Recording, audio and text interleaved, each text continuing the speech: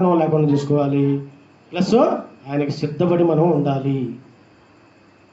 పెళ్లి కుమారుడు పెళ్ళి అయితే ఉంటే ఏమండే వాళ్ళకి నిద్ర వస్తుందా? ఏమండే పెళ్లి కుమార్తెకి నువ్వు రాత్రిపూట 2 పెట్టు, మనం పోయిన వాళ్ళకి మనకు నిద్ర వస్తుంది, హాయిగా నిద్ర వస్తుంది మనం. కానీ వాళ్ళిద్దరికి నిద్ర రాదు. ఎందుకు రాదంటే వాళ్ళు సిద్ధపడి ఉన్నారు. ఈరోజు మన పెళ్ళి కాబట్టి వాళ్ళు సిద్ధపడి ఉన్నారు.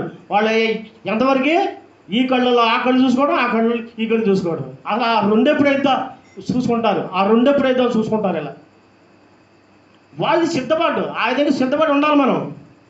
మనం నిద్రపోయి ఇక్కడ ఏం చేశారు? వీళ్ళు బుద్ధి లేని వాళ్ళు ఏం చేశారు? నిద్రపోయారు, సోమర్థనంగా వచ్చారు, అజ్ఞానంగా వచ్చారు, ఒక నూనె లేకుండా వచ్చారు, ఏమీ లేకుండా వచ్చారు. వచ్చిన తర్వాత ఈ లోపల పెళ్లి కుమారుడు వచ్చాడు, వెళ్ళిపోయాడు. ఆ సమయము వేస్ట్ అయిపోయింది. తర్వాత పెళ్లి కుమారుడు వచ్చిన తర్వాత వీళ్ళు వచ్చి తలుపుని మన నూనె సిద్ధం చేసుకుని వచ్చే లోపల మన తలుపు వేసి పారేసి.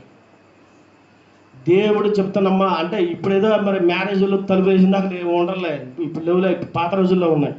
తలుపు వేసిన దాకా కూడా ఉండేవాళ్ళు స్త్రీలు. మన పాతకాలం టైంలో ఉన్నాయి, వాళ్ళకి తెలుసు, పెద్ద వాళ్ళకి తెలుసుద్ది. అవునా కదా? స్త్రీలు పెళ్లి కుమార్తెను లోపల సాగనంపే వరకు కూడా వాళ్ళు స్త్రీలు ఉండేవాళ్ళు. ఇప్పుడు ఉన్నట్ల వాళ్ళే పోతున్నారు లోపలికి. కనుక మనం సిద్ధపడి ఉండి దేవునికి సమీపిస్తేనే దేవుని ప్రార్థన ద్వారా మనం విజయం సాధిస్తాము, ఆ పరలోక రాజ్యం సాధించుకుంటాం. మీరు సమయం ఇవ్వకుండా దేవునికి సమయం ఇవ్వకుండా ప్రార్థన వచ్చి ప్రార్థించకుండా మీరు ఉంటే ఆ సమయం మనకి ఎందుకు పనికిరాదు. నువ్వేదో ఆసర కోసం వచ్చి వెళ్ళినట్టే ఉంటుంది. కనుక మనం ఆదరించుకునే దేవుడు కాదు మనకి. మన దేవుడు నీ కోసం ఎదురు చూస్తూనే ఉంటాడు. ఇప్పుడు కూడా అక్క నా సన్నిధికి వచ్చి ప్రార్థించిద్దా లేదని నిన్ను ఎదురు చూస్తూ ఉంటాడు. అన్న వచ్చి ప్రార్థన చేస్తారో లేదని చెప్పేసి ఆయన ఎదురు ఎంత క్షమించే దేవుడు అండి అసలుకి. ఇలాంటి దేవుడు మనం కలిగి ఉన్నాం. కనుక వచ్చిన వారందరూ కూడా నిన్న వాక్యాన్ని బట్టి ప్రార్థన చేయండి, ప్రార్థించండి. ప్రార్థన చేయకుండా ఎవరు కూడా ఇంటికి వెళ్ళొద్దు.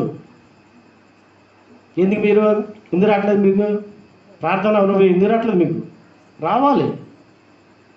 కన్నీరు మీరు చెప్తున్నాక ఇక్కడ కన్నీరు కాస్తే మీరు ఎక్కడ కూడా కన్నీరు కార్చే పనే ఉండదు ఇక్కడ. కనుక అలాంటి అనుభవాలు ఉండండి. అందరూ కూడా ప్రార్థించండి. దేవుడి వాక్యం దీవించను కాక. ఆమేన్.